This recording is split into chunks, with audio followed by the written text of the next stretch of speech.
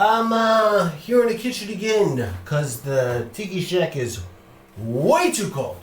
Way too cold. Everything's frozen there. The booze isn't frozen. The tiki shack is still full of booze, but this apartment didn't have anybody else in it, so I figured I'll house it for a little while. Welcome to another edition of Intruder Green's Booze Revooze. Booze Revooze with Intruder Green. Booze Revooze with Intruder Green.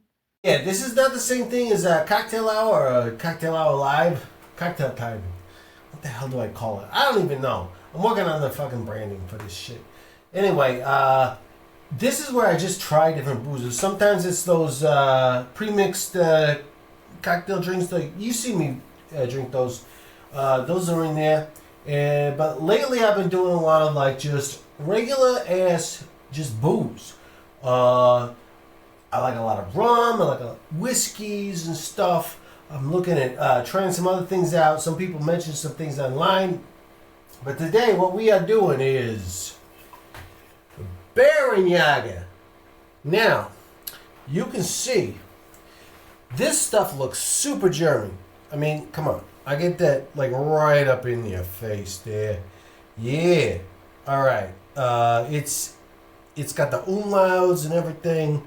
Bärenjäger, in case you didn't know, it basically means like bear hunter. It's a honey liqueur, which basically means it's a honey liquor. And it's fucking delicious. To be honest, I think I fucked up with my hot toddy recipe by not just using this.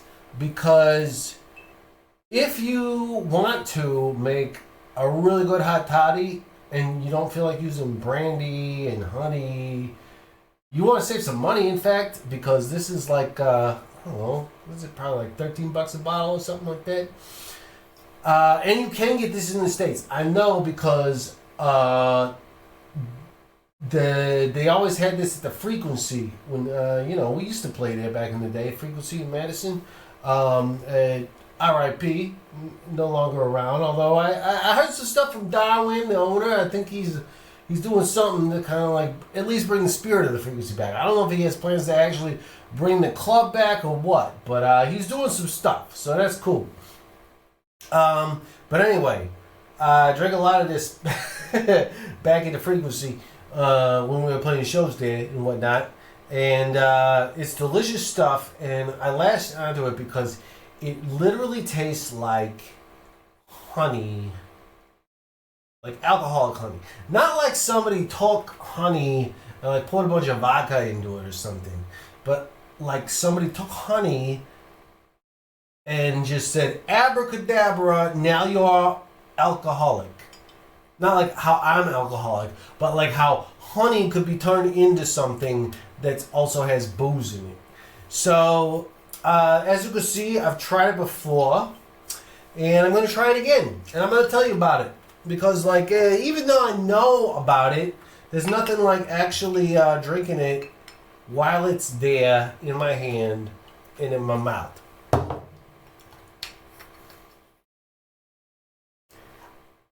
Is that what she said? I don't know. I don't know if those jokes work no more. It's just like too perfect not to say something about that. Okay, that's a good ass pour, by the way.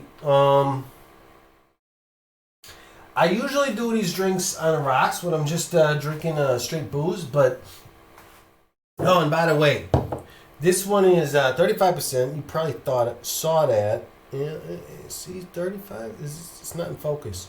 How do I focus this? Come on, new cameras here, new machines. Anyway, it's 35%, which there's some other I don't know, honey liqueurs. And it's not really a liqueur though. I don't know how the fuck they make this stuff, but it's good stuff. And there's some other stuff that sells itself as honey, like mead, like basically mead. If you know what that is, it's like some crazy Viking wine that's made from honey. and it's extra like intoxicating or whatever. And like they didn't know what the fuck they were drinking back in those days. Like they didn't have like science and stuff to measure stuff, to measure the actual alcohol content. They were just like, hey, if we let this honey sit in a fucking barrel for a while, it gets you real fucked up. And it tastes delicious. So anyway, this is the best as far as like a honey thing that I've found. The other stuff got way less alcohol in it, which, okay, like maybe that's not the worst thing in the world, but what it tells me is that when you drink it, there's probably gonna be more like sugar and stuff in there. Just from my experience with like other what do I want to call it? Liqueurs and stuff. Like anytime you want to like flavor something with booze, you might use a liqueur, and a lot of those that don't have very much alcohol, it's like they take. It seems like they just put sugar in it, and what you're getting isn't really a fully flavored thing. It's like, oh, honey's sweet, so if you put a bunch of sugar in there and a little bit of honey, then it's gonna kind of have a honey flavor, but it's gonna mostly taste sweet. And honestly, that's not what you want. You want it to taste like real fucking honey. Like if you ever had raw ass honey, if you know a farmer and they can give you a couple of acres, you probably don't want that because that will hurt real bad. But you could, maybe get some honey from them if they're a beekeeper or whatever. Not just a farmer. They actually need bees.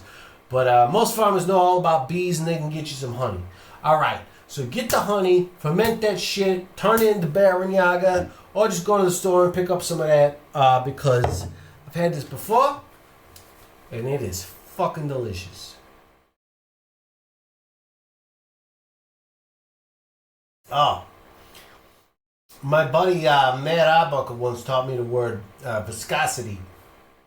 I'm pretty sure that's what I'm experiencing with this stuff. Not only, you could take a look at that too. That's a pretty clear glass.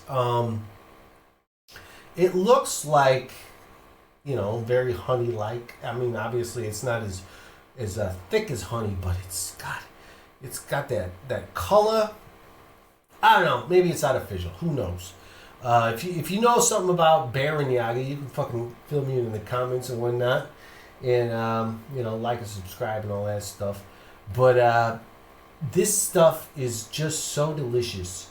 I can drink it straight. I can drink it as a hot toddy. Anytime I want to flavor something with honey, this is exactly what I would use. It's a delicious drink, especially in the wintertime when everything's cold and shitty. Maybe your country's going to hell and you can't do nothing about it except for make stupid YouTube videos and complain.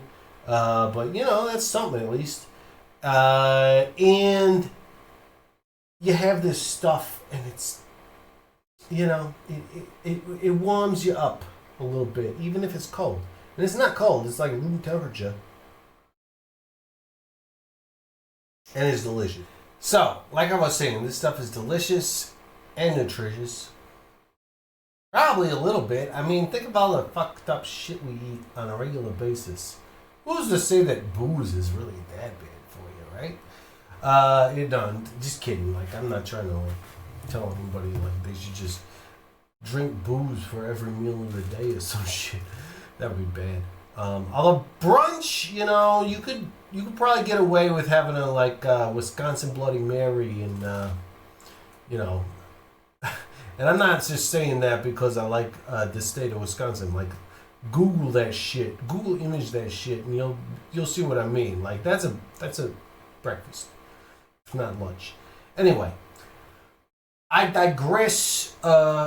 It's a delicious booze and I like it a lot. Bärenjäger, please sponsor me or anybody else. Here's what I keep forgetting to say. If you want to buy me a pizza, go to intrudergreen.com and you can find a spot to do that. Also, I guess I'll try to like post a link to it somewhere in the description down there.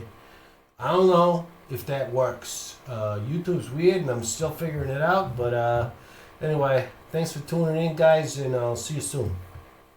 You want to see what talking to Intruder Green? Yeah.